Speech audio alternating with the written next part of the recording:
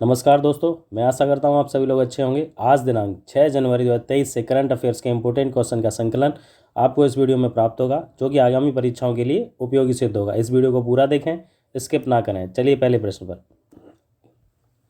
हाल ही में विश्व ब्रेल दिवस कब मनाया गया है?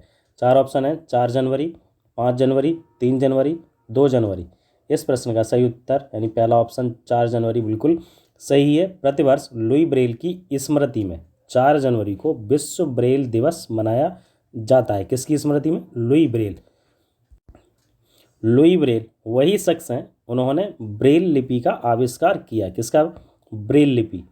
ब्रेल लिपि एक ऐसी भाषा है जिसे दृष्टिबाधित लोग यानी जो आंखों से देख नहीं पाते हैं वो लोग पढ़ने और लिखने के लिए इस्तेमाल में लेते हैं। किसको? ब्रेल लिपि को। हालांकि जीते जी तो ब्रेल के काम को उचित सम्मान नहीं मिला। यानी ये ब्रेल की इमेज दी गई है, इनका ये फोटो है। इनको जीते जी इनके काम को सम्मान नहीं मिला था, लेकिन मरणोपरांत यानी मरने के बाद उनके काम को तवज्जो मिली, इनको वैल्यू दी गई इनके काम को। यानी लुई ब्रेल के सम्मान में 2019 में संयुक्त राष्ट्र महासभा यानी UNGA द्वारा 4 जनवरी को प्रतिवर्ष यानी हर साल विश्व ब्रेल दिवस मनाने का फैसला किया गया। किसके द्वारा? UNGA यानी संयुक्त राष्ट्र महासभा। विश्व ब्रेल दिवस पहली बार 4 जनवरी 2019 को मनाया गया। कब? 4 जनवरी 2019। इस प्रश्न का सही उत्तर फर्स्ट ऑप्शन 4 जनवरी बिल्कुल सही है। अगला प्रश्न। हाल ही में अहमदाबाद दिल्ली संपर्क क्रांति एक्सप्रेस का नाम बदलकर क्या रखा जाएगा? इसमें 4 ऑप्शन है: राजधानी express, Akshardham express, Janshatabdi express, Ahmedabad express. इस प्रश्न का सही उत्तर यानी दूसरा ऑप्शन अक्षरधाम एक्सप्रेस बिल्कुल सही है। रेल मंत्री अश्विनी वैष्णव ने कहा कि BAPS स्वामी नारायण संस्था के आध्यात्मिक गुरु प्रमुख स्वामी महाराज को श्रद्धांजलि के तौर पर अहमदाबाद और दिल्ली के बीच संपर्क क्रांति एक्सप्रेस ट्रेन का नाम बदलकर अक्षरधाम एक्सप्रेस किया जाएगा। किसकी? महाराज यानी प्रमुख स्वामी महाराज की श्रद्धांजलि के तौर पर। इस प्रश्न का सही उत्तर सेकंड ऑप्शन अक्षरधाम एक्सप्रेस बिल्कुल सही है। अगला प्रश्न। हाल ही में देश में बेरोजगारी दर दिसंबर में बढ़कर कितने प्रतिशत पहुंच गई है? 4 ऑप्शन है: 8.3%, 8.1%, 10%, 9.5%। इस प्रश्न का सही उत्तर पहला ऑप्शन 8.3% बिल्कुल सही है। यानी बेरोजगारी की दर दिसंबर 2022 में बढ़कर 8.3% के उच्चतर पर पहुंच गई, यानी हाईएस्ट पहुंच गई है। यह 2022 में बेरोजगारी दर का सबसे ऊंचा आंकड़ा है। किसमें? 2022 में। Centre for monitoring Indian economy CMIE के आंकड़ों से यह जानकारी मिली है। किसके? CMIE के आंकड़ों से। आंकड़ों के मुताबिक नवंबर में बेरोजगारी की दर 8% से कितनी? 8%, जबकि सितंबर में यह सबसे कम 6.43% थी।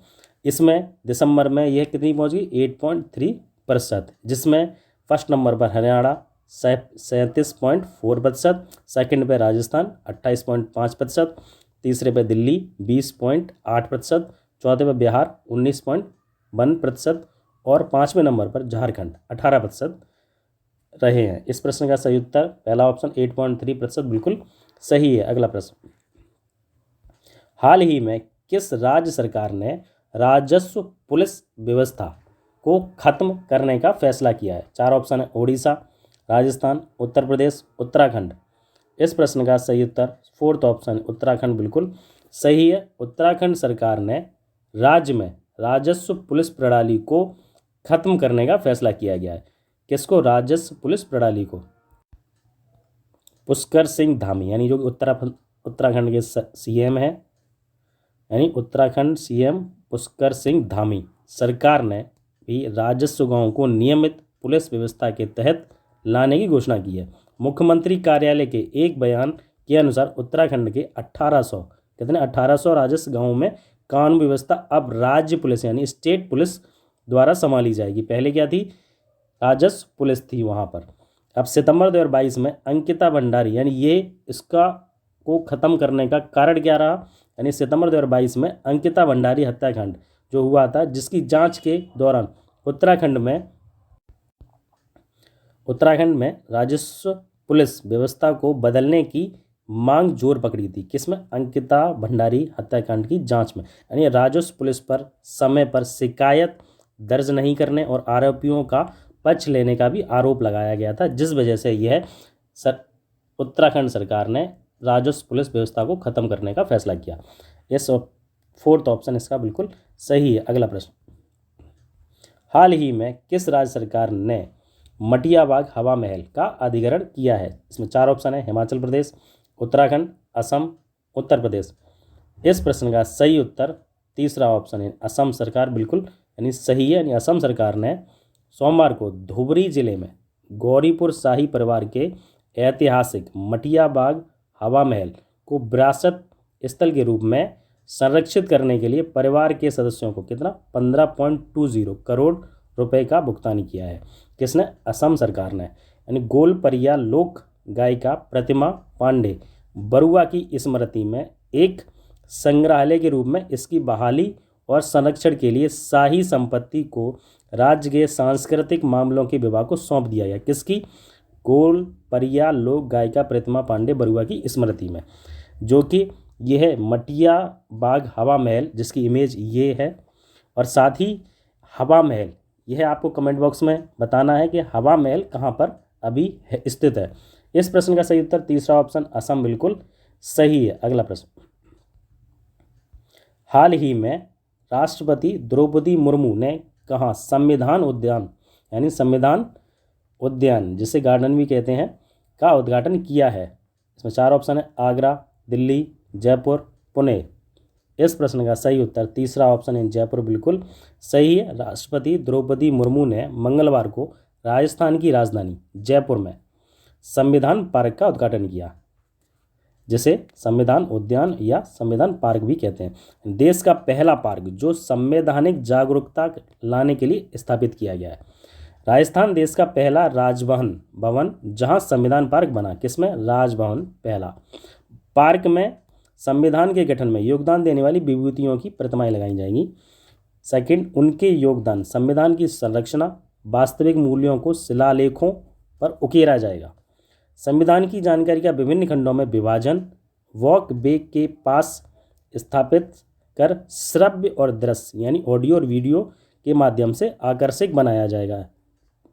महात्मा गांधी की 10 गुना 12 फीट की चरखा चलाते गन मेटल की मूर्ति बनी है। किसकी? गन मेटल की। महाराणा प्रताप की घोड़े यानी घोड़ा चेतक के साथ सफ़ेद मार्बल की प्रतिमा स्थापित की गई है। किसकी? घोड़े की। इस प्रश्न का सही उत्तर तीसरा ऑप्शन जयपुर बिल्कुल सही है। अगला प्रश्न, हाल ही में किस राज्य सरकार ने मुख्यमंत्री आवासीय भू अधिकार योजना शुरू की है? इसमें 4 ऑप्शन है, मध्य प्रदेश, उत्तर प्रदेश, राजस्थान, दिल्ली। इस प्रश्न का सही उत्तर यानी फर्स्ट ऑप्शन मध्य प्रदेश बिल्कुल सही है। मध्य प्रदेश में मुख्यमंत्री आवासीय भू अधिकार योजना का बुधवार से शुभारंभ हो गया है। योजना के तहत टीकमगढ़ में 10,500 परिवारों को भूखंड दिया जाएगा, यानी जमीन का टुकड़े दिए जाएंगे। कुछ भू अधिकार योजना के लिए ये पात्रता रखी गई है सरकार द्वारा, यानी परिवार के पास भूखंड या भवन नहीं हो, 5 एकड़ से ज़्यादा जमीन नहीं होनी चाहिए, किसी भी सदस्य के पास सरकारी नौकरी नहीं होनी चाहिए, परिवार का कोई भी सदस्य आयकरदाता नहीं होना चाहिए और पीडीएस से राशन प्राप्त करने की पात्रता होनी चाहिए। इस प्रश्न का सही उत्तर फर्स्ट ऑप्शन मध्य प्रदेश बिल्कुल सही है। अगला प्रश्न, हाल ही में रक्षा मंत्री राजेंद्र यानी राजनाथ सिंह ने कहाँ सियोल पुल का उद्घाटन किया है? इसमें 4 ऑप्शन है, अरुणाचल प्रदेश, उत्तर प्रदेश, राजस्थान, दिल्ली। इस प्रश्न का सही उत्तर फर्स्ट ऑप्शन अरुणाचल प्रदेश बिल्कुल सही है, जो कि रक्षा मंत्री राजनाथ सिंह ने हाल ही में अरुणाचल प्रदेश में सियोम पुल का उद्घाटन किया। साथ ही सीमा सड़क संगठन यानी BRO द्वारा पूरी की गई 27 आधारभूत परियोजना का भी उद्घाटन किया है। यह पुल यानी जो पुल का उद्घाटन किया गया है वह 100 मीटर लंबा है और सियोन नदी पर बनाया गया है। किसने? सियोम नदी पर बनाया गया है। अब BRO यानी सीमा सड़क संगठन का स्थापना 7 मई 1960 में हुई थी। साथ में इसका मुख्यालय नई दिल्ली में है और इसके संस्थापक किसके? BRO के जवाहरलाल नेहरू हैं। बीआरओ के महानिदेशक लेफ्टिनेंट जनरल राजीव चौधरी है। इस प्रश्न का सही उत्तर फर्स्ट ऑप्शन अरुणाचल प्रदेश बिल्कुल सही है। अगला प्रश्न, प्रधानमंत्री मोदी जी ने हाल ही में कहाँ राष्ट्रीय जल और स्वच्छता संस्थान का उद्घाटन किया है? संस्थान का उद्घाटन किया है। इसमें 4 ऑप्शन है, कोलकाता, दिल्ली, सिक्किम, देहरादून। इस प्रश्न का सही उत्तर यानी फर्स्ट ऑप्शन कोलकाता बिल्कुल सही है। साथ ही आप अगर इस चैनल पर नए हैं तो इस चैनल को सब्सक्राइब करें तथा इस वीडियो को लाइक करें। अगला प्रश्न, हाल ही में 700 फीट लंबी दीवार वॉल ऑफ पीस का उद्घाटन कहाँ हुआ है? इसमें 4 ऑप्शन है, नई दिल्ली, केरल, महाराष्ट्र, उत्तर प्रदेश। इस प्रश्न का सही उत्तर सेकंड ऑप्शन केरल बिल्कुल सही है, जो कि चेरपुल्लासेरी केरल में government vocational higher secondary school की 700 फीट लंबी दीवार पर आधुनिक भित्तिकला की एक महान कृति जिसे वॉल ऑफ पीस का उद्घाटन किया गया है, जिस वॉल ऑफ पीस कहा गया है। साथ ही भारतीय गुफाओं यानी जो भित्तिकला की होती है वो क्या होती है? भारतीय गुफाओं और महलों की दीवारों पर बने चित्र भित्ति चित्र कहलाते हैं। किस पर? भारतीय गुफाओं और महलों की दीवारों पर जो चित्र बने होते हैं उन्हें भित्ति चित्र भी कहते हैं। इस प्रश्न का सही उत्तर सेकंड ऑप्शन केरल है, सही है। और जो कि 700 फीट लंबी दीवार है उसकी इमेज ये दे रखी है। इस प्रश्न का सही उत्तर सेकंड ऑप्शन। धन्यवाद। यह वीडियो आपको कैसा लगा कमेंट बॉक्स में ज़रूर बताएं। इस वीडियो को लाइक करें तथा ज़्यादा से ज़्यादा शेयर करें और आप नए हैं तो चैनल को सब्सक्राइब ज़रूर करें। धन्यवाद।